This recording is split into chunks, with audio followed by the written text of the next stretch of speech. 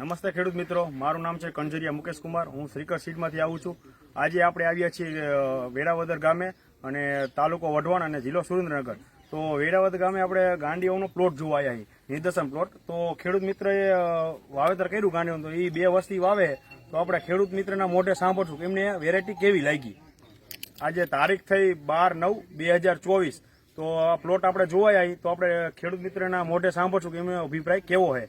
તો તમારા નામથી શરૂઆત કરજો ને ભાઈ. સંદીપભાઈ મારું નામ. થોડું જોરથી બોલજો. તમારું નામ શું છે? સંદીપભાઈ. બોલો. વેરાવદર ગામ. હા, તો આપણે ગાંડીમાં તમે કેટલા વર્ષથી વાવો સંદીપભાઈ? 2 વર્ષથી વાવી. 2 વર્ષથી વાવો. કેવું લાગે તમને? સારું છે. શું શું તમને ફાયદો લાગ્યો વેરાયટીમાં? ફાયદામાં તો આ જોવો ને તો મને સામું છે. ઝીંડવું મોટું લાગે છે. વીણવામાં કેવું? સારું. વીણવામાં સારું છે. ઝીંડવું નીચેથી ઉપર લગી એકદમ બધું સરસ છે. નીચે જે મોટું ઝીંડવું થડમાં માલ લાગ્યો એવો ને એવો ઉપર માલ છે.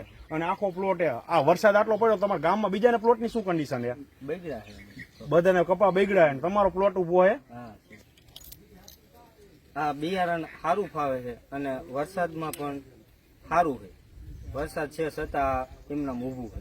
અને બીજું છે અમારે ઈ પણ થોડુંક બગડ્યું છે, એટલે વાંધો નહીં. હવાઈ આવી ને. હા, તો આપણે કઈ આપણા ડિસ્ટ્રીબ્યુટર છે વેરાવદરના મિલનભાઈ, તો આપણે એનો અભિપ્રાય લઈશું કે એમના ગામમાં જે પરિસ્થિતિ એ પ્રમાણે આપણી ગાંડી વેરાયટી કેવી લાગી. મિલનભાઈ, તમે?